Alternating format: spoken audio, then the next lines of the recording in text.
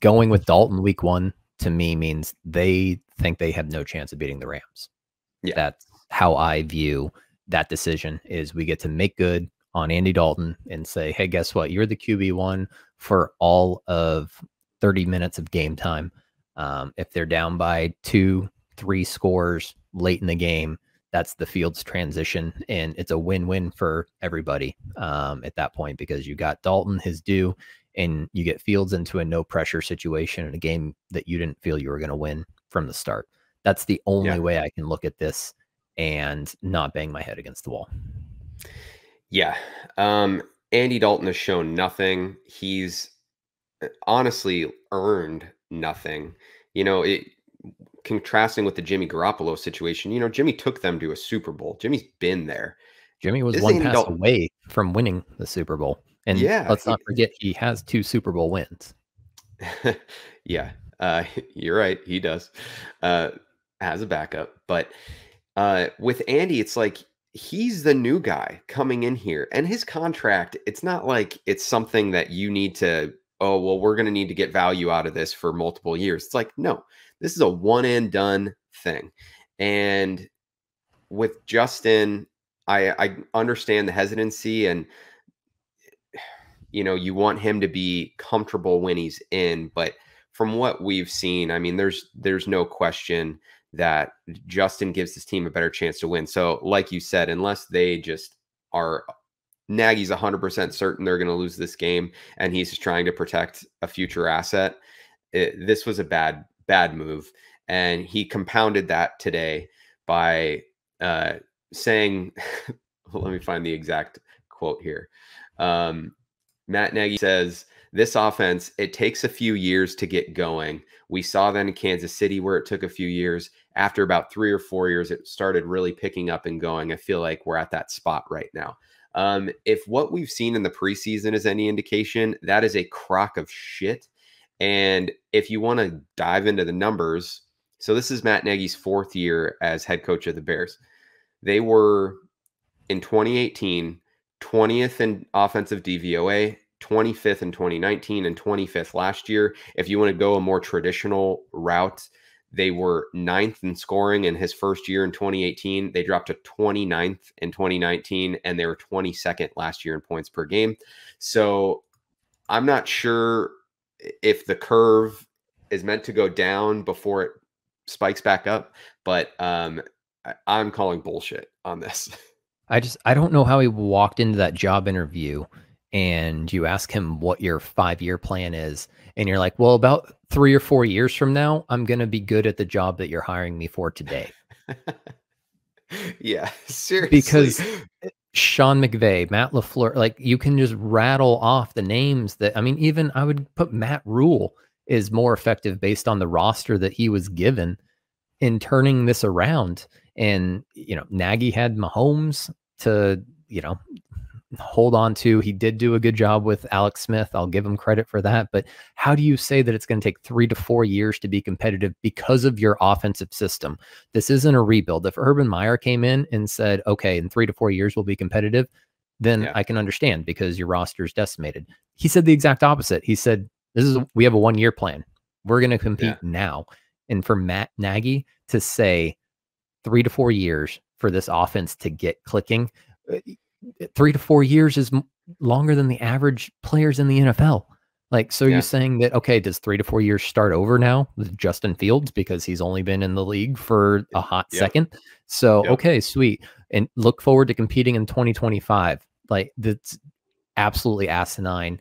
And he should have a mic taken away from him if at all possible. This is another incident of Bill Belichick. Yes, no, appreciate it. It is what it is. Exactly. Yeah, do less. Matt Nagy has a propensity to just spew word salad that in an attempt to say nothing, but the majority of the time he ends up saying a lot more and making himself look really stupid. The one thing that this does say to me, there's been some question as to how long his contract situation is and how much security he has. To me, this speaks to the fact that he feels pretty damn secure. it'd be one thing if Andy Dalton came out and balled out and you're like, okay, this guy's a 10-year vet. You know, he's been killing it in the preseason. The offense is humming. We look good. We're going to roll with him to start. That's one thing. That is we just need a postseason QB, and that's why we got Fields. We'll get Dalton through the, you know, the first 18 weeks, and then we transition to somebody that can actually win a game. Right. Right. But with this, it's clear that he feels confident enough that he can wait on Justin. And really, I mean, to your point, are we starting this clock once Justin finally gets to play and starts like getting reps in the offense? Because if that's the case, then Nagy's going nowhere for 3 to 4 years, apparently. So yeah, that was quite a disaster. I can't imagine that things will go well enough. Like the best case scenario week 1 is they're competitive with the Rams, but if they're competitive, it's going to be like the games they played against the Rams the last couple of years, and you're going to get like a 13-7 kind of game. And I was going to say that's the worst case scenario for the Bears. The best case scenario is that they go in there and they get blown the fuck out of the water, and there's no reason, no doubt, to even entertain the Dalton situation anymore. Matt Stafford goes out for 4 TDs, and again, I'm not opposed to them. I'm would not be shocked if they were down 2 or 3 touchdowns late in the second half, and make the swap. Then. Yeah.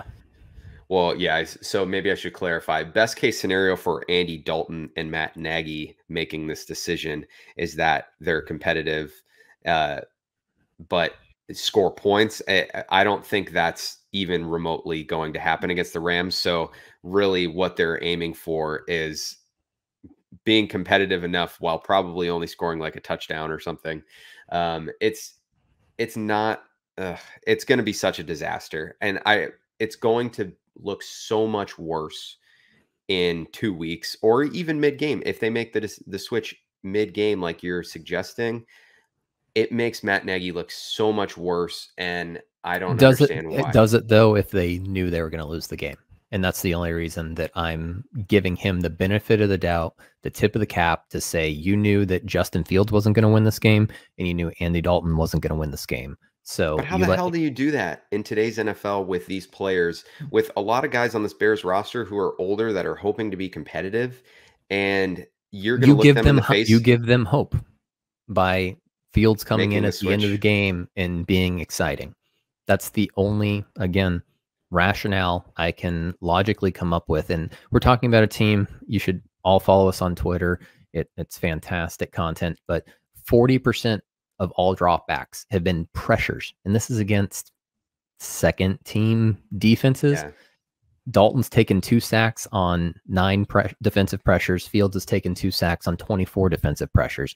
The line right now is not in a good place. And we understand that maybe it'll get better. It'll get more cohesion. It'll have some more talent on it down the road.